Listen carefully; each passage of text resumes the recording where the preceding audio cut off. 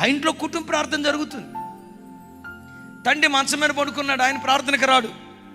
బాప్తిస్మం తీసుకున్నాడు, కానీ కొన్ని బలహీనతలను బట్టి చర్చి రావటం మానేశాడు.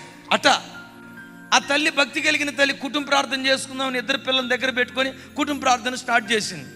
ఈలోపు వాళ్ళ అబ్బాయి ఏమైందో ఏమో, వాష్రూమ్కి వెళ్దామనో ఏమో, సడన్గా ప్రార్థన మధ్యలో నుంచి లేచి అటు వెళ్ళేటప్పుడు బైబిల్ కాలుతో తొక్కాడట. మంచం మీద పండుకున్న నాన్న పరిగెత్తుకుంటా వచ్చి వాడి రెక్కెట్ల పైకి లేపి పెట పెట పెట పెట కొట్టాడట. ఎందుకండి వాడిని కొడుతున్నారు? ఇది పరిశోధ గ్రంథం అయితే వీడు దాన్ని కాలుతో తొక్కాడే. అడంతా అయిపోయిన తర్వాత నాన్న వైపు చూసి అన్నాడట, నాన్న, నేను తొక్కింది బైబిలే, కానీ నీవెవరిని తొక్కుతున్నావో తెలుసా? యేసుక్రీస్తు రక్తాన్ని తొక్కుతున్నావు.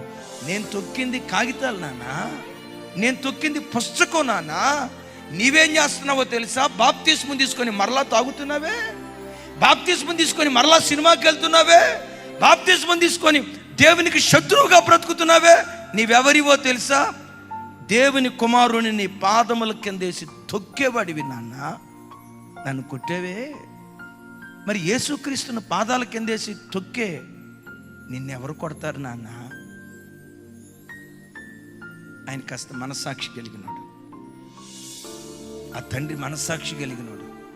కొడుకు నోట ఆ మాట వస్తే అక్కడికక్కడే కుప్పలాగా కూలి ఏడ్చి, రే, నేను నీతిగా బ్రతికేటట్లు నా కొరకు ప్రార్థన చేయరు.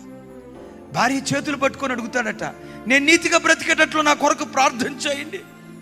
ఆ సన్నివేశం ఆయనను మార్చి భార్య పిల్లలతో కలిసి మందిరానికి క్రమంగా వెళ్తూ అకులా ప్రిస్కిల్లాగా మందిరంలో నాటబడ్డారట.